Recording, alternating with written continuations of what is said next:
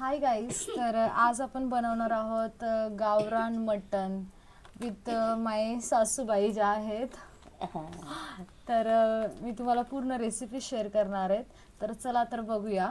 तर बघा, हे गावाकडे, आता जे गावाकडचे त्यांना माहितीच असेल, पहिल्यांदा चुलीवरती कोणतं पण भांडं ठेवताना त्याला आपण माती लावून घेतो, कारण जेव्हा ते काळं होतं चुलीवरचं भांडं तर ते घासताना मग नंतर ते काळं निघत नाही. पण जर माती लावलेली असेल तर ते घासल्यावरती लगेच निघून जातं. तर हे मी ऑलरेडी ह्याला माती लावून घेतलेली आहे. आणि याच्यामध्ये कांदा चिरून घेतला आहे. हे 2 कांदे आहेत. तर मग बघा, पुढची रेसिपी तुम्हाला माझ्या सासूबाईच दाखवतील. तर हे मटण घेतलंय. किती मीठ टाकायचं ह्याच्यात? नॉर्मल टाकायचं, त्याला लागतं तेवढं. मग भाजीला मटणाला मीठ लागतं आणि हळद टाकायची, नंतर तेल वतायचं. हळद टाकते आणि नंतर ह्याला मिक्स करून घ्यायचं, करून घेणार आणि मग पातेलीवर मारणार.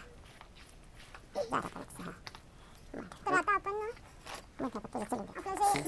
तर आता आपण हे पातेलं चुलीवर ठेवूयात. ठेव. 2 पळ्या. 2 पळी. हां, ठीक आहे. टाक टाक टाक. तर याला फ्राय करून घ्या कांद्याला. तर आता याच्यामध्ये आपण मटण ॲड करूयात. ह्याला आपण मिक्स करून घेऊ.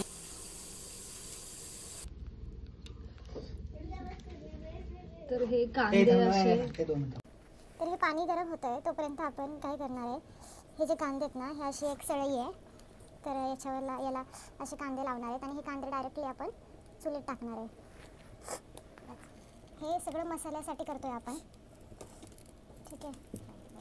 आता हे पाणी पण गरम झालंय, तर पाणी आपण आता याच्यामध्ये टाकूयात. तर आता हे मसाल्याची तयारी चालू आहे, त्याच्यामुळे याच्यामध्ये आम्ही खोबरं टाकलं आणि थोडं तेल टाकतोय फ्राय करण्यासाठी.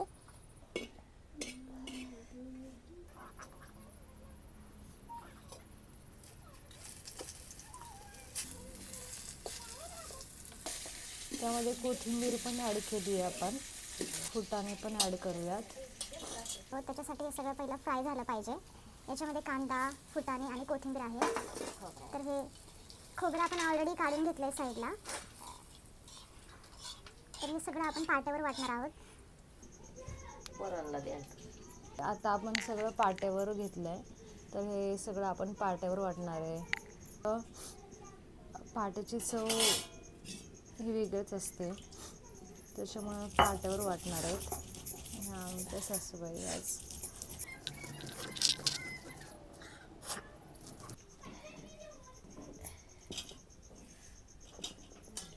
सो फायनली आमचं मटण शिजलेलं आहे आणि या मटणाचे जे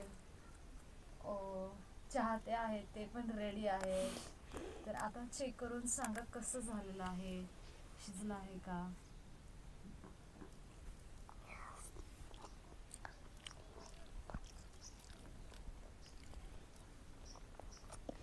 आमचं गावरान मटण गावाचं छान झालं आहे. लाईक करा, सबस्क्राईब करा, शेअर इट.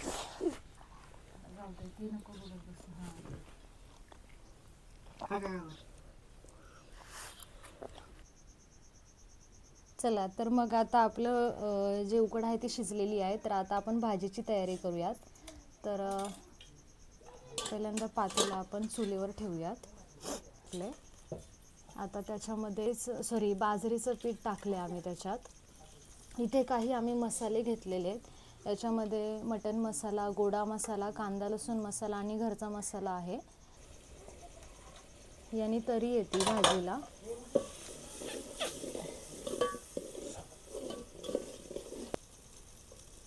आता आपल्याला आपलं मटण टाकायचं आहे, जे आपण शिजवलेलं होतं.